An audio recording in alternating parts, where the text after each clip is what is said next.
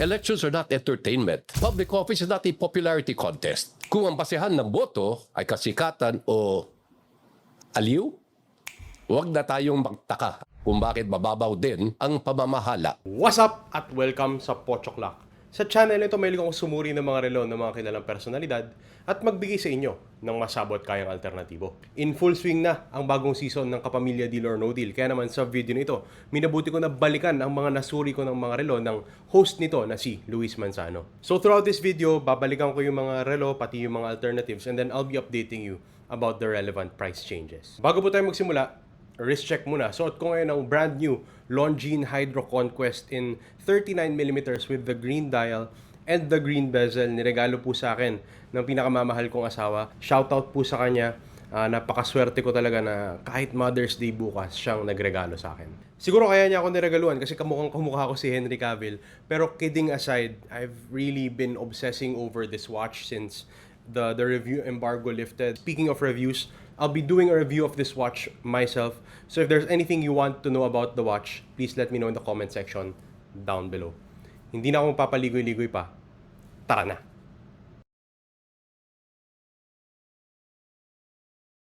Dito sa unang relo ni Luis Manzano, ang kailangan nating tingnan, the sky blue strap, the aggressive to no shape of the case, tapos yung skeletonized dial niya. At dahil sa mga katangin na yan, tingin ko this is a Richard Mille RM35-03 Rafa Nadal. So the case of the RM53 is made from carbon and quartz, if I'm not mistaken. And as I've said in the past, Richard Mille really experiments with these unique materials. And that makes them think that they have the right to charge an exorbitant amount and that people will pay for it. And well, celebrities do pay for it. Itong RM35-03 Rafa Nadal, nakikita ko na to sell in the secondary market for up to $628,000 in Philippine peso terms. Yun ay nasa mga 39 million plus shipping, taxes, and duties pa. And because of that price na parang prohibitive siya for a lot of people, a lot of Filipinos, pumili ako ng alternative. And as I normally do, I selected the Tsar Bomba Elemental Ceramic as an alternative to this watch. Kaya ko to napili because of the skeletonized dial. And when you look at the concessions, primarily the materials. This one uses ceramic for its case, which is also unique in its own way, but it's not on the same level as the Richard Mille, obviously. And the RM35-03 has way more functionalities compared to this watch. But if you look at this watch, how much it sells for, ito namang Tsar Bomba, nagkaroon lang ng konting price increase. It's now selling for 34,000 pesos, pero plus shipping, taxes, and duties pa. So kahit may kamahalan, napakalayo naman yan dun sa 20.5 million pesos. So I think this alternative still makes a lot of sense if you're going after that look.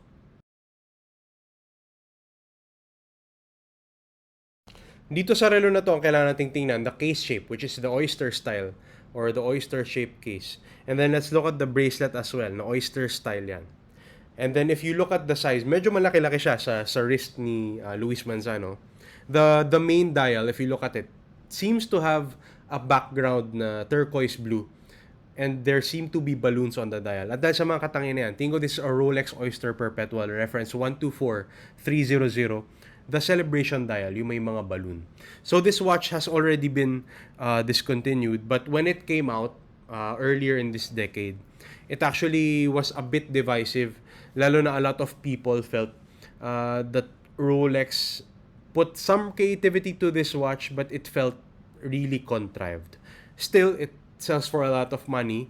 On the secondary market, I see this watch sell for up to 1.4 million pesos. So, I thought of an alternative at ang napili ko ay ang Citizen Tsuyosa.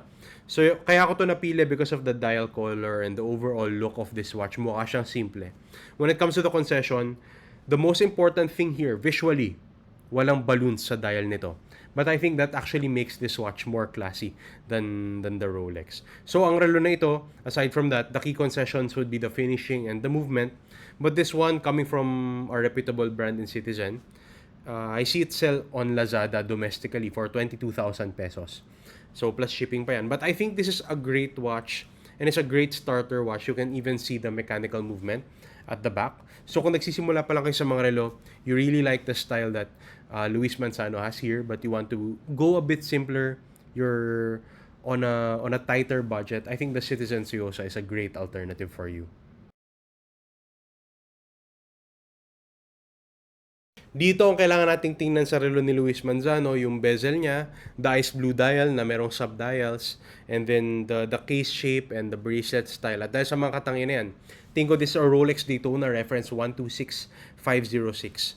So I've talked about the Daytona a lot, so hindi na ako go into too much detail about this watch. What's important to note about this watch is that it has the platinum case and platinum bracelet. Itong Platona, now I see it sell in the secondary market for up to 7.6 million pesos. So when it comes to the alternative, dahil sobrang mahal niya, I thought of an Orient, their Mako Solar Chronograph. So ang relo na ito kaya ako napili because of the black bezel, the ice blue dial, the chronograph functionality, the bracelet style, and I think this watch just looks reasonably close to the Platinum Daytona, especially with that ice blue dial. When it comes to the concession, this one has a solar movement compared to the automatic mechanical movement of the Daytona. Bukod dyan, the materials will not be on the same level. Ang ginagamit dito ay stainless steel compared to platinum on the Daytona. And then last, I think visually, yung bezel nito uses the elapsed time bezel rather than the tachymeter that you will see in the Daytona. But this one, price-wise kasi, retails for a lot less than how much you can buy the Platinum Daytona for. This one sells at retail at an amount of 22,800 pesos and is frequently on discount. Sa Tokyo, naka-discount yan ngayon sa website nila. So, this watch is also coming from a reputable brand, and if you're just going after that look, especially yung ice blue dial that is present in a lot of platinum Rolexes, the Orient Mako Chronograph is a great choice for you.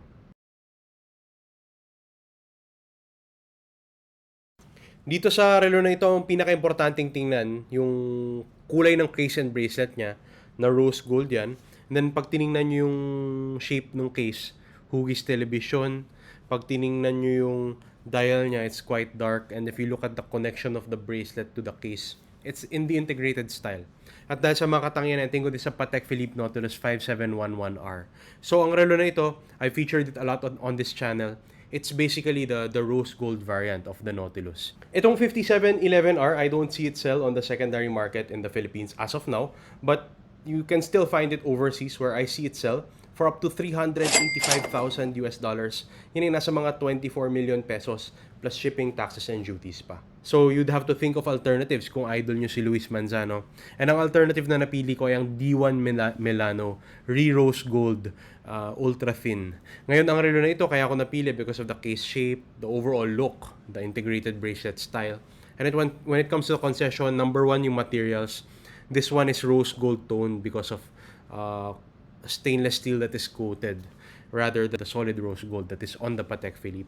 Bukod dyan, the finishing and the movement here is quartz compared to the mechanical movement that you will find in the Nautilus. But this one sells for, ito namang D1 Milano, nasa 24,700 pesos na sa website ng D1 Milano. And again, plus shipping, taxes, and duties pa were relevant.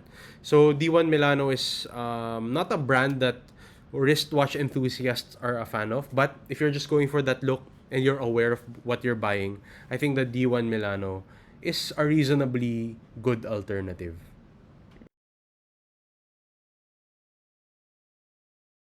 Dito naman sa relo na ito, ang kailangan nating tingnan, pinaka-important and pinaka-striking, yung rubber strap niya na kulay orange. And then tingnan natin yung case shape niya, hugis television. And then let's look at the sub-dial at the 6 o'clock position. At dahil sa mga katangin na to, tingin ko din sa Patek Philippe Aquanaut 5968A. Due to the scarcity of this watch, dahil sobrang sikat niya, you will not find that in stores. Ito namang Aquanaut 5968A, hindi ko na rin nakikita sa secondary market dito sa Pilipinas. But overseas, I see it sell for up to 145,500 Swiss francs in Philippine peso terms. Yan yung nasa mga 11.6 million plus shipping, taxes, and duties pa. Ngayon, when it comes to the alternative, I normally present this watch as an alternative. But even more importantly, dito sa relo na ito, the Mido Multi-4 TV Big Date. The one with the dark gray dial and the orange rubber strap. At makita nyo naman, initially, yan talaga ang dahilan kung ba't ko pinili ang relo na ito because as an alternative, it's because of that orange rubber strap. And the dial color as well and the case shape. Yun nga lang, when it comes to the concessions, Obviously, there is no complication on this watch aside from the big date. Although that makes it quite unique, yung date position niya and the size of the date presentation. And then aside from that, the finishing will not be on the same level. And size-wise, this one is 40 millimeters across. That's a full 2 millimeters smaller than the Patek Philippe Aquanaut 59688. Since the time that I first launched this video, naging available na ang mga Mido watches dito sa Philippines by virtue of Chronicle.ph, and I see it retail for 81,000 pesos dito sa Pilipinas. But you're getting a lot of that look for a fraction of the price, and that's why I'm really a fan of this Mido.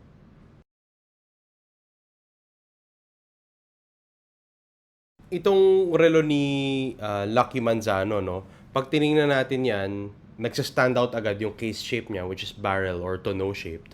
The strap, which is color blue, and the general theme of the watch, no, na parang red, white, and blue.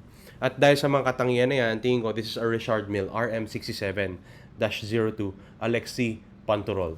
Forgive me, no, for mispronouncing that if ever. Pero yung person po na yan, si Alexis Pantorol, is a French skier, no, and he's won quite a number of championships already. At ang RM67-02 kasi, it came out with collaborations with 4 athletes that I think, no, yung color nung watch or the colorway of the watch would vary depending on the nationality of the person they collaborated with. And in this specific case, si Alexis po is French, kaya red, white, and blue yung mga colors na ginamit nila.